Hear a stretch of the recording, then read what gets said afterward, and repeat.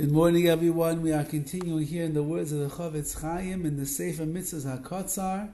Today is Mitzvahs Lo Yisaseh, the negative commandment, Tzadi Vav 96.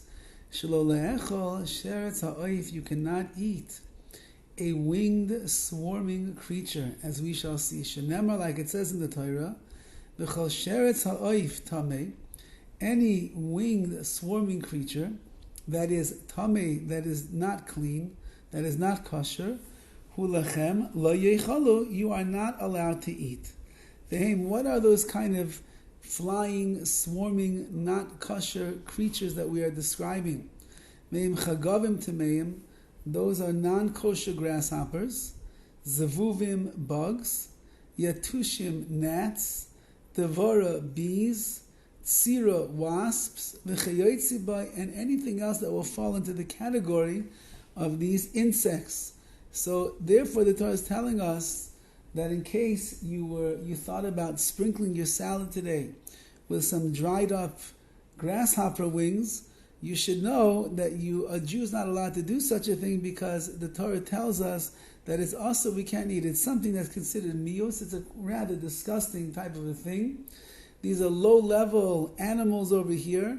These are winged creatures that have no signs of kashrus, of kosherness to them, and therefore a Jew is not allowed to eat any of these things. So anything that would fall into the category of these insects, flying insects, dragonflies and the like, fireflies, whatever other little bugs you will find flying around, a Jew is not allowed to eat them. If a person eats a kazayis, an olive's worth of that bug, of that flying bug, so like they get malchus, they get lashes. Aval chagavim taharim. However, as we mentioned previously, there is something called kosher grasshoppers, mutar ba'achila, those you would be allowed to eat. Now we must qualify that in the world today, I believe that the only people that eat the kosher grasshoppers are the Yemenite Jews, because they have a Masar, they have a transmission of the halacha, the way that it works. They know which grasshopper you are allowed to eat, even though he's about to explain to us what the signs are. But I believe that the minhag amongst Bnei Ashkenaz and even in the Sephardi world that is not Yemenite is not to eat a grasshopper, even if they would know the signs of kashrus. Now, says the Gemara, V'yeshnam shloisha simani tahor, there are 3 signs of purity in the grasshopper, so you'll know which one is kosher. Kol sheyesh lo arba raglayim. First of all, it has to have 4 legs.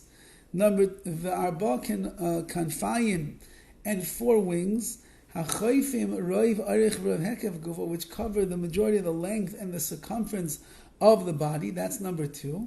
And thirdly, ushnei karayim lenateb, and they have 2 legs which are jointed, which allow them to do the grasshopper jump. That's why they're called grasshoppers. They know how to hop, so it does those things. Again, it's a very limited species that is going to be